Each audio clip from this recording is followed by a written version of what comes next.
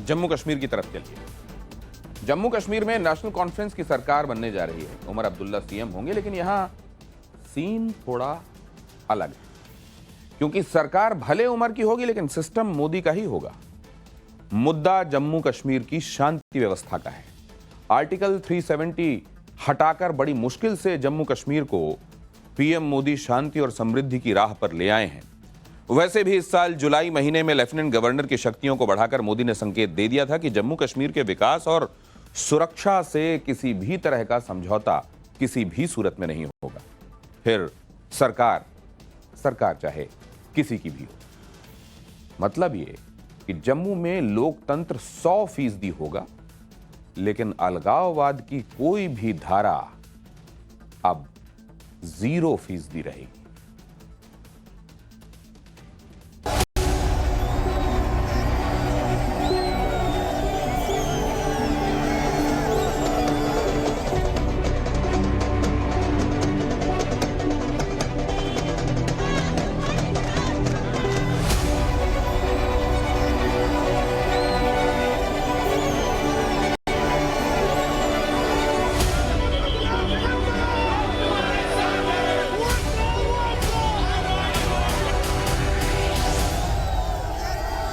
जाहिर सी बात है, नेशनल कॉन्फ्रेंस, कांग्रेस, बीजेपी, हमारा टकराव तो रहेगा, लेकिन बीजेपी और नेशनल कॉन्फ्रेंस के टकराव का हुकूमत पे असर नहीं पड़ना चाहिए।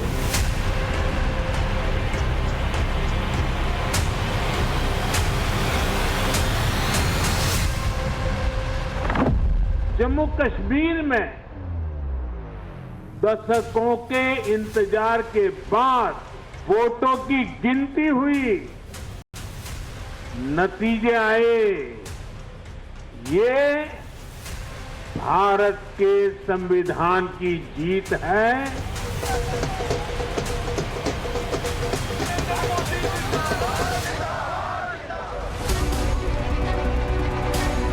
जम्मू कश्मीर में नेशनल कॉन्फ्रेंस और कांग्रेस मिलकर सरकार बनाने जा रहे हैं। कांग्रेस शुक्र मना रही होगी कि अच्छा हुआ नेशनल कॉन्फ्रेंस के साथ चुनाव पूर्व गठबंधन हो गया। अगर यहां चूक जाते तो दर्द हरियाणा वाला हो जाता। बहरहाल अब बात जम्मू कश्मीर की नई सरकार की है।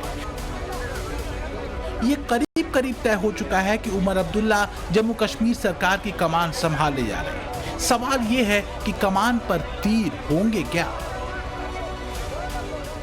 आर्टिकल 370 के हटाने के बाद जम्मू कश्मीर में पहली बार सरकार बनने जा रही है। नेशनल कॉन्फ्रेंस कांग्रेस की गठबंधन की ओर से उमर अब्दुल्ला का मुख्यमंत्री बनना तय है, लेकिन आर्टिकल 370 के मामले पर लगातार बयानबाजी करने वाले उमर अब्दुल्ला को अपना शासन सीमित अधिकारों के बीच ही चलाना होगा। जम्मू कश्मीर के असली बास लेफ्टिनेंट गवर्नर मनोज सिन्हा ही होंगे।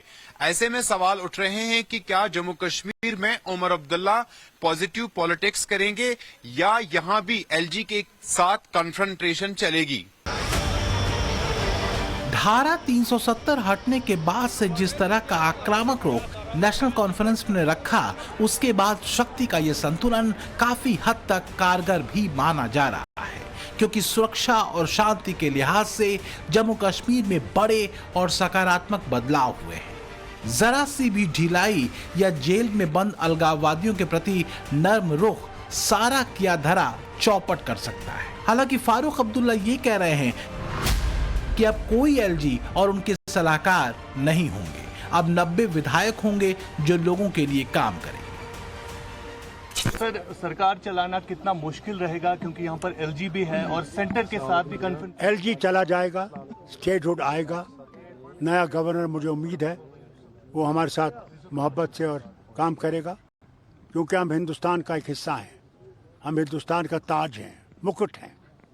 अगर मुकुट खराब हो गया तो हिंदुस्तान कैसे चमकेगा? एक बात तो तय है कि धारा 370 के बाद से बदले हुए शांत जम्मू एंड कश्मीर को फिर से उसके हाल पर छोड़ देने का जोखिम केंद्र नहीं उठाएगा, क्योंकि 10 साल पहले और आज के जम्मू कश्मीर की तस्वीर में बड़े बदलाव हुए हैं। ये देश और जम्मू कश्मीर के लोगों ने देखा है कि धारा 370 हटने के बाद से पत्थरबाजी पर नकेल लगी। हिंसा की घटनाएं रुकी, युवाओं को रोजगार मिला, कारोबार में बढ़ोतरी हुई, बच्चों और युवाओं की शिक्षा में व्यवधान खत्म हुआ और अलगाववादी जहर भी खत्म हुआ। बात अगर राजनीतिक अड़ीबाजी की ही है तो इस सच्चाई को हर बार दरकिनार किया ही जाएगा।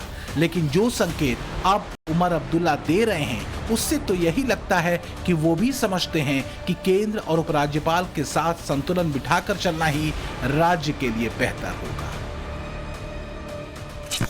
जाहिर सी बात है, नेशनल कॉन्फ्रेंस, कांग्रेस, बीजेपी, हमारा टकराव तो रहेगा, लेकिन बीजेपी और नेशनल कॉन्फ्रेंस के टकराव का हुकूमत पे असर नहीं पड़ना चाहिए। वजीर आजम साहब ने बार बार ये आश्वासन दिया है कि जम्मू कश्मीर को रियासत का दर्जा वापस मिलना चाहिए। जब ये बात उमर अब्दुल्ला कहते हैं तब शायद ये भूल जाते हैं कि जम्मू कश्मीर को बेहतर स्थिति में पहुंचाया गया तभी 37 साल बाद बिना हिंसा के शांतिपूर्ण तरीके से राज्य में चुनाव संपन्न हुए। वरना एक समय में चाहे जम्मू कश्मीर में सरकार नेशनल कॉन्फ्रेंस की रही हो या पीडीपी की, चुनावों में हिंसा और आतंकी घटनाएं आम थी। लेकिन अगर सूरत बदली तो इसका क्रेडिट चुनाव आयोग से लेकर जम्मू कश्मीर के लेफ्टिनेंट गवर्नर मनोज सिन्हा तक को जाता है। साथियों, जम्मू कश्मीर में दशकों के इंतजार के बाद आखिरकार शांतिपूर्वक चुनाव हुए। वोटों की गिनती हुई, नतीजे आए। ये भारत के संविधान की जीत है, भारत के लोकतंत्र की जीत है।